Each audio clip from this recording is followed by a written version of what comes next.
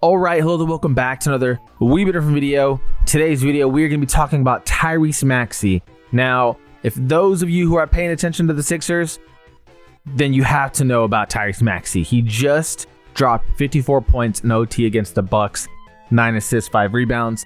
On the season, he is averaging 33 points, 4.7 rebounds, 7.9 assists. He has been a huge reason why the Sixers are 9-6. He has been the best player on the team. In a year where Joel Embiid, or 2 years in a row really, where Joel Embiid is just not there, he has stepped up in the biggest way.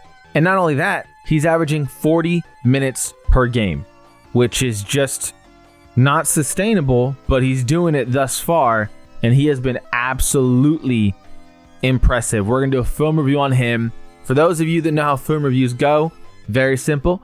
We go through the film literally and talk about the strengths of a player. We talk about the scouting report. So without further ado, let's just get straight into it. What's the scouting report for Tyrese Maxey? And in this sense, he is an offensive player who is talented at all levels of scoring. He's a great slasher, someone who uses his speed to get to his spots, really strong floater game, which is something that, a lot of players shy away from today's game. You see a lot of set shots, a lot of, 3-point shots. You don't really see too many floaters, like you used to, but Tyrese Maxey is still one of those players who shoots floaters in his game because of his speed, of course.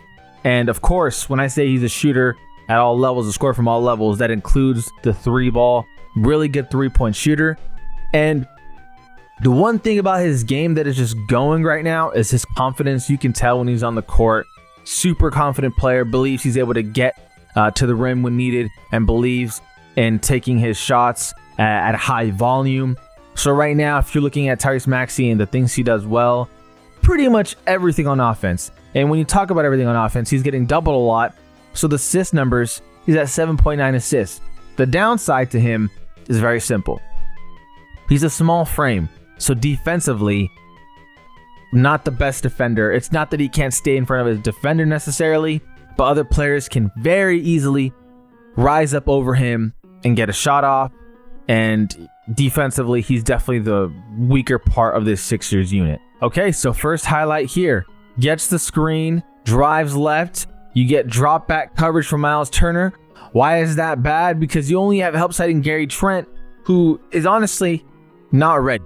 He's not ready. Tyrese Maxey's attacking left, and there's just too much space going around here.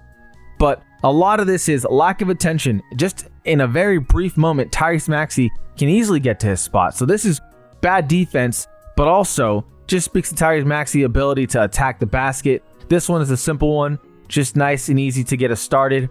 Left-handed finish, good finish. And watch Tyrese Maxey in transition. Ball's going to go to him. And look, no one's on him. Confident guy. He's pulling that shot. Good 3-point shooter. Okay, 5 seconds on the shot clock here. So we get a screen. We have 4 seconds. What does Tyrese do? Just a simple, I'm faster than you. I'm going to get to my spot. And again, floater game. It's a style that has gone out as the years have gone by because there's been such a focus on 3-point shots. But Maxey is so well under control, so well balanced. 4 seconds, 3 seconds, gets to his spot. He's faster than you. And just when you think, oh man, he's going to drive it in on me, I'm going to have to recover. It's not enough, right? He's just getting to his spot. He didn't out-bruise you. He didn't just do anything that was like, oh man, that was really difficult. The difficult thing that he did do was great touch, right? But this isn't something that a lot of people prepare for because, listen, this shot is taken up instantly. This is a floater that comes up instantly. It's not something like, for example, like a Luka shot when he's driving in. Luka's got a lot of finesse, but he uses a lot of his body control. Tyrese didn't even get into the defender here. It's a simple, I'm getting to my spot. And once I'm there, I'm going to beat you on my way up. And he did. He literally did. Great finish, great touch there. It's a strong part of his game. Ball goes to Maxey at the top of the key. Common theme here is you're seeing some screens. Normal in really every phase of basketball. And he's just going to go around. And what is it? It's the speed getting to his spot. Do you see any physical contact where he's bruising and he's getting into someone? No. You watch someone like Paolo Banchero, you see that all the time. You watch someone like Luka, Luka's going to create contact force a foul. Maxey, that's not what it is at all. He's getting to his spot. He's fast, quick, agile.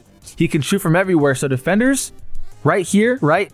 He's getting constant pressure. Maxey can shoot the 3-ball at a really, really good percentage. So we got Ryan Rollins here playing solid defense. This is good defense, right? He's on him. Nothing easy, nothing easy. 4 seconds on the shot clock. The entire defense is paying attention to him. Look at every guy right here. Everyone's paying attention to Maxey. Maxey just picks his spot right. Where on the court is there a spot available for him to get the shot off? It's right here. And what does he do? He gets to his spot. Floater comes out quick. It's so fast. And this is not bad defense at all.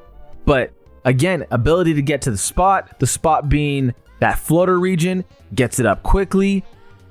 What more can you do as a defender to where you're playing really solid defense, but guess what? There's just this guy who's just running around and I'm getting into him. He's not getting into me at all. He's not forcing any contact and he's getting it up quick. These floaters are going up quick. Great touch by Maxey. Great finish here. Huge part of his game, as you can see early on. Defender Ryan Rollins, again, playing really strong defense.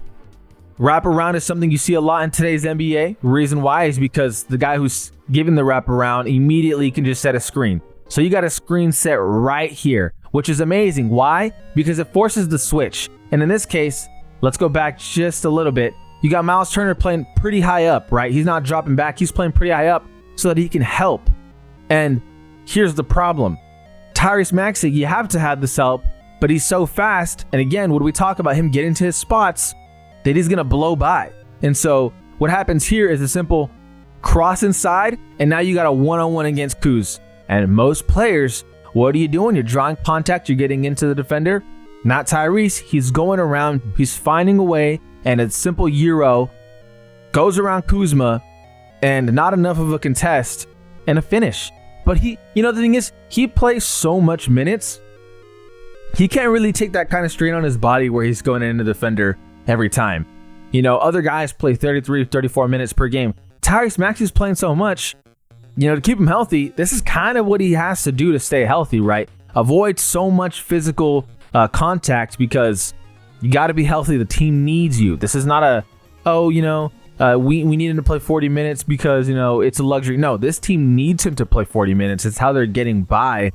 It's not really optional. I mean, sure, could you opt for shooting for more rest, but they're just way better when he's playing. So early on, what you're seeing again really is his ability to get to his spots, the floater, the touch like we mentioned, the speed like we mentioned, the agility, all that. You're seeing all of it right now. His ability to score at all levels. Well, what do we see here?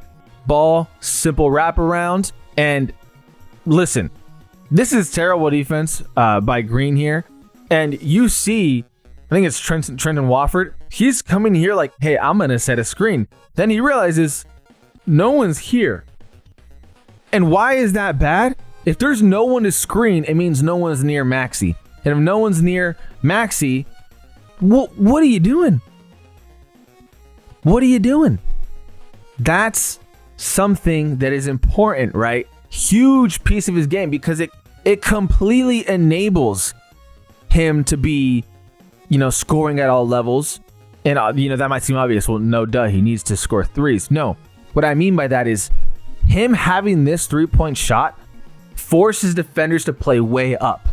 And when defenders are way up, he's fast enough to get the blow by. So his 3-point shot helps create the floaters opportunities. The way you see Ryan Rollins play up way high, if he's not able to shoot threes, you think Ryan Rollins is playing up that high? You think Myles Turner is hedging that hard? No.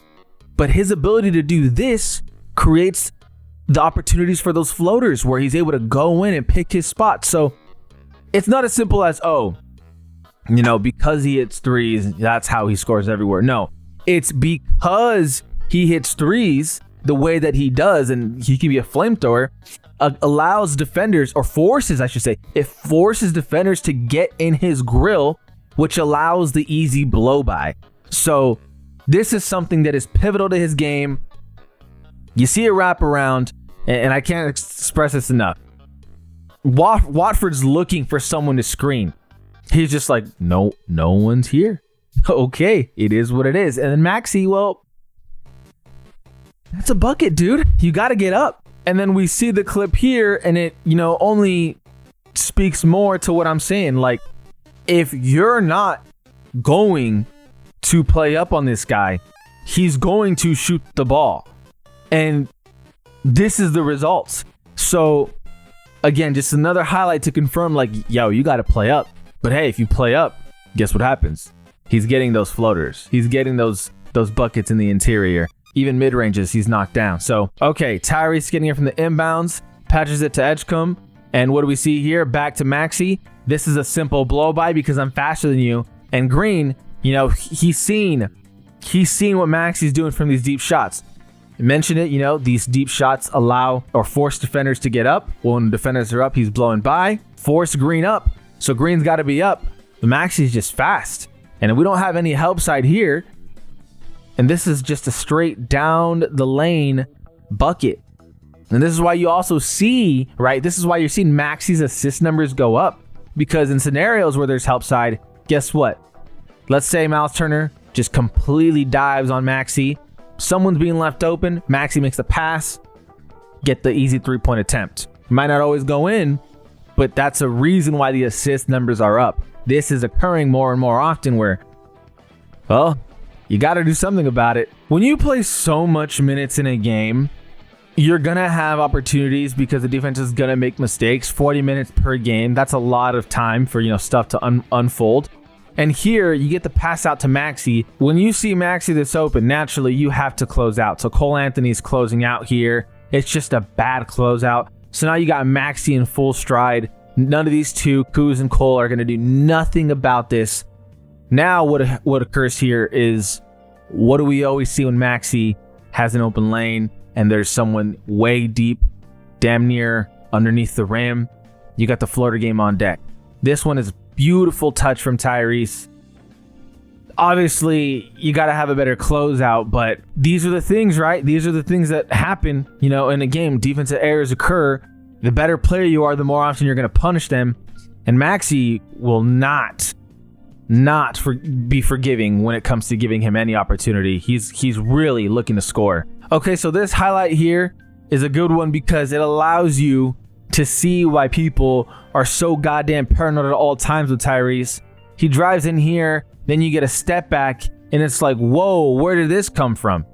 Right? So just when you think you're able to commit, oh, he's going to attack the rim, he's going to get this floater up, you get a step back like, woo, out of nowhere, just boom, I'm stepping back. And now it's just, now you got a bag, right? Because if Cole Anthony stays way up like he is, right? He's up, he's not giving up any easy floaters. Then you step back. Now you got a bag. I mean, Cole Anthony was out of sorts there. This is a really nice bucket. Now it's like, you can never, ever, just take a second to relax your muscles. It's always, I'm looking. Seriously, to the people at home that, don't watch the whole game and then they watch this highlight, they're like, oh, this is a nice play. But it really adds on to how people defend him, which is, okay, I'm defending him, I'm on him, no easy floaters. I know he goes up quick, but then he stomps on a dime and it's like, whole other thing we have to worry about now is the step back. Ball at the top of the 3 logo region here. We got a fake screen by PG, but it forces the switch to Bobby Portis, and we just saw the step back, but we're gonna see another one because, again, really reinforces the fact that you can never ever be relaxing. You want to play him like he's gonna attack the rim. That's what Bobby Portis does. You commit too hard, hands in the cookie jar, steps back, you're out of sorts. That's a bucket. So the bag, the versatility from Tyrese on the offensive end, not a lot you can do. Honestly, not a lot you can do. You're just seeing so much happen to you, and it looks effortless at times. Like, man, that's just smooth operating. But man, that is just dangerous. Get the steal in transition. Ball goes to Maxey, and this is why the assist numbers are up, right? All eyes. You got Rollins and Green looking at Maxey. Well, what does that happen? Edgecombe's going to sneak out to the right side for the easy alley. And this is why the assist numbers are up. When you're so much of a threat on offense to score and defenders are always looking for you, one of your teammates is going to just fly right by. And in this case, Edgecombe is the perfect candidate because he can go up and get it. And that's a finish. Assist numbers are up because his attack, his offensive output from the scoring, specifically him, is better and it's dangerous. So it forces you to look at him, but oh my God, look at his teammate just coming in. It's honestly just, I don't have any words. This is impressive to say the least. In all honesty, what can you do? We got a guy who's just confident and he's getting so much volume. How do you legitimately stop Tyrese Maxey? Well, you got to take advantage of the defensive inconsistencies, right? It's not like he doesn't want to play defense, but he's got a smaller frame. You have to take advantage on the opposite side of the court when he's on the court, and teams are definitely going after him, right? In terms of field goal attempts, they shoot against Tyrese Maxey more than anyone on the team. For those of you who are like, what do you mean? Can you explain that? So everyone on the team when they're on defense, right? There's a stat called field goals, defensive field goals attempted, meaning when you're the nearest defender, how much shots does the other team take? When Tyrese Maxey's the defender, more than anyone on the team, the most shots are taken. So they're clearly, taking advantage of that. And to his credit, he's trying on defense. He's doing what he can. But again, he's just a smaller frame. So that's the only way you can really take full advantage of it offensively. If he's got it going, kind of just tough sledding. You have to have the right personnel. You have to have the right scheme to where you're constantly rotating, and you have to have a forward, right? Because what Tyrese Maxey does so well is once those screens are set and he forces the switch, you have to have a guy who Tyrese Maxey switches onto. You have to have a guy who's mobile, right? Who's able to move. For example, so much what Warriors did to the Nuggets in opening night is they forced Jokic onto Curry, or the guy who Jokic is guarding, that guy's going to set the screen for Curry so that Jokic can be the one hedging. To be honest with you, if you don't know basketball, that might be a little bit confusing. What I'm trying to say is whoever, and in this case, Tyrese Maxey, whoever is setting the screen for Maxey, his teammate, the guy who's defending the screener needs to be mobile to deal with Tyrese Maxey. It would help tremendously. For example, the Heat, phenomenal team, right, to try and deal with Tyrese Maxey because of Bam Adebayo. Bam Adebayo off switches is phenomenal. He's someone who could try to limit what Maxey can do, because Maxey takes advantage of matchups more than probably several players in the NBA because he's so fast. Big guys don't really have a way of dealing with him because, the floater, he gets the shot off, it's quick, great touch. Tyrese Maxey is a great player. I love watching him. Just had to do a film review on him, of course, because of his offensive explosion. Let me know what you guys think. This was a fun film review to do. I actually had a lot of fun doing this one, just because it's electric. You're talking about a player who is able to do everything on the offensive end, and he does it at a high motor, and it's so much volume because of the minutes. It's one of those videos that I just enjoyed doing. Let me know what you guys think in the comment section below. Feel free to like, subscribe. It goes a long way up the channel. As always, this is We've been different. And we out.